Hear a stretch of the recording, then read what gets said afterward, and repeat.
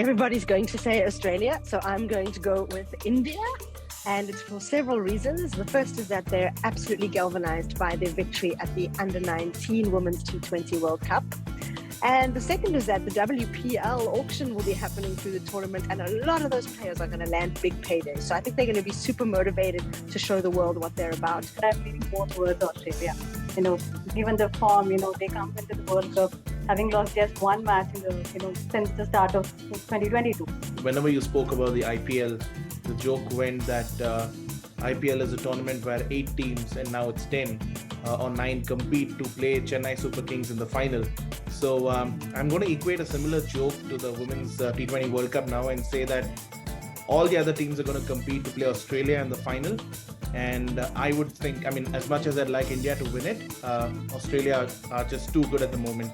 If you jog back our memory to 2007 or 2008, when the men's team won the inaugural T20 World Cup, it was just before the launch of the IPL, and it was in South Africa. So the women's team is in South Africa. The WPL is almost upon us. They haven't won a senior T20 World Cup title yet, so no better occasion is what I think. So India in heart, Australia in brain. I think Australia, they're so dominant at the moment and have been for quite some time. India did push them at the Commonwealth Games, let's remember, and even before that Under-19 World Cup victory by India, I had this nagging feeling that India are going to be there or thereabouts. If anybody's going to challenge Australia or India, since I picked them as my winners, I think it's going to be England. I think they've got the right mix of youth and experience, some really exciting young players, and then some players that are really going to come into their own in this tournament, I think, like Catherine Sciver-Brunt, Nat Sciver-Brunt. I think those are going to be key players for England, and I think the conditions will suit them quite nicely. I would say India are strong contenders for the World Cup, and as Sador said, England are equally going to be a strong performer. But I would say South Africa, given that it's their home condition, their home World Cup, they know their conditions better. And despite them not being in the World Cup squad, I think South Africa are not going to be going easy this World Cup. Yeah. Well, I picked Australia as the winners and India probably the finalists, but I'll pick 2 other teams that could really surprise us, or not surprise us, but really do well. One is, of course, England, and the other is New Zealand. I picked New Zealand. It's going to be a tussle between New Zealand and South Africa, let me say that, but I think I'd still go with New Zealand. There is experience and class. It's just the last step that they haven't been able to take. So I'd believe that New Zealand is a team that could surprise us in this tournament. New Zealand, you never discount New Zealand, be it in men's cricket or the women's cricket, but England, you remove Heather Knight out, you remove Nat Sciver-Brunt out, they still compete, they still put up winning performances. So England are my prime contenders for challengers. For me, on paper, it's got to be England. They're the number 2 ranked team. They've got Heather Knight back from that hip injury that kept her out of most of the home summer last year.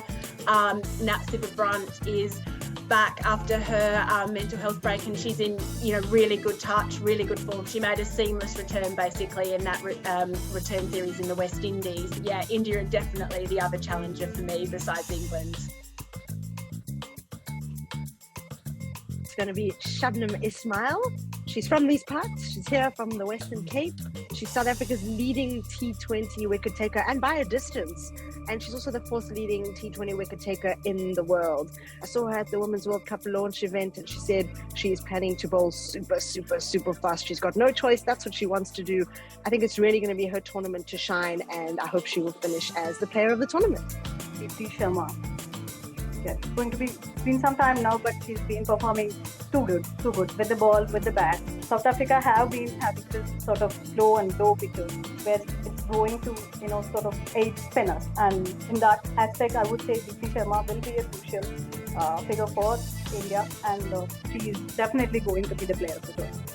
Yeah, I think I'm going with Alyssa Healy. I think if there's one batter in the women's game who's got that intimidation about her, I think it's Alyssa, and just the way she can attack right from get-go, can throw opponents off guard. right from the outset. Over time, I think she's learned to play spin very well. And even if the wickets were to slow down or if there are sluggish wickets, I don't think that should be a problem for her. If I'm going to stick with my heart that says India are favourites, then I think a top order of either Smriti Mandhana or Harmanpreet Kaur needs to have a stellar World Cup, which is why I think one of those players could be the player of the tournament. It's got to be Elisa Healy. I just feel like there's no bigger big game player than her at the moment. That we are going to see the fastest T20 50 at this tournament. I think it'll be at Willand Park in Paarl, which is the smallest of our 3 venues, and where I think the batters can really clear the boundary there. And I'm really looking forward to see the ball landing on those beautiful grass embankments. So fastest 50 in a T20 World Cup. The fastest 100 at this World Cup. So far, Gender didn't hold that record, but I think either Beth Mone or Harmanpreet Kaur is going to take that record. The least number of runs conceded to pick up 5 wickets. I don't know why, but I think I just have a hunch that this could happen. I think we'll see a 5 for 4 or 5 for 5 at this World Cup from one of the top bowlers, at least one of the spinners. Given the smallish ground dimensions in Paarl, I think that could be the venue that could see the first 200 plus score in an innings in a Women's T20 World Cup.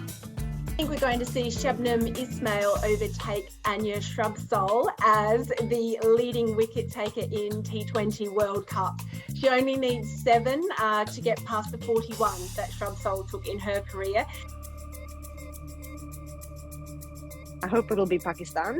I feel like even though they're in quite a tough group with India and England, if they can pull off wins against the other 2 teams, maybe it rains somewhere, maybe there's a net run rate issue, you just never know. So I really hope that Pakistan will do a little bit better than they've done in previous tournaments.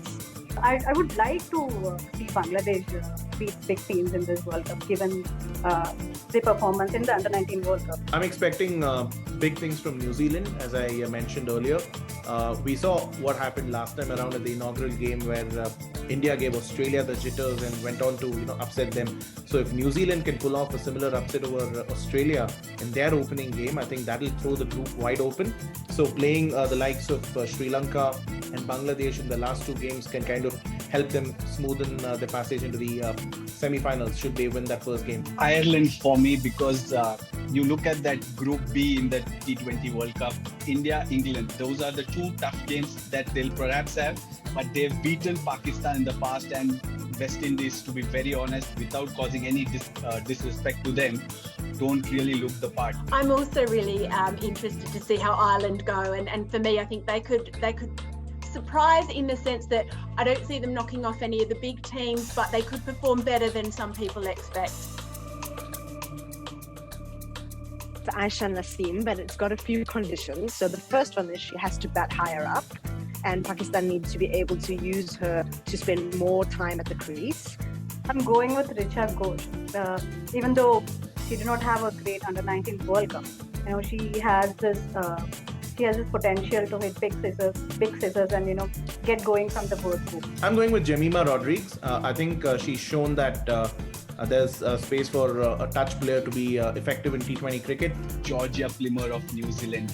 She has the experience of playing in South Africa. She was part of the Under-19 Women's T20 World Cup. So she knows the conditions. Plus, she's been part of the senior side for a long time. We saw her glimpses of what she can do in that Commonwealth Games clash against Australia as well. It's Sarah Glenn, England leg spinner.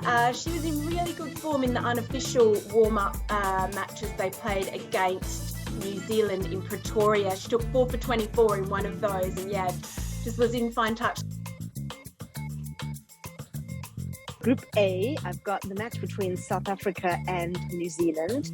And then the other must-watch game in Group B is the India-England match.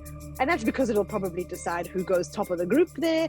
Maybe by that stage, they'll sort of know who wants to finish where or who would prefer to finish where. So I think that'll be a high-quality, top-of-the-table clash. That's an absolute must-watch. India, England, and on the same day, Australia is playing South Africa. I'm going with India, England as well. I think it's going to be a high voltage clash. It's a game that's often billed as one of the bigger rivalries outside of India, Australia. And I think India have a few scores to settle there on that front. The South Africa-Australia clash at Kleberga on Feb 18, because at that stage, Australia, New Zealand would have played, South Africa, New Zealand would have played, and that clash perhaps could end up deciding who progresses, if indeed the World Cup is alive at that point. Mine's also going to be England-India in Gubeka on the 18th of February. I think that's going to go a long way to answering those questions that I had about whether it will be England or India to challenge Australia, and I think that will give a lot of answers, that match. It'll be a cracker.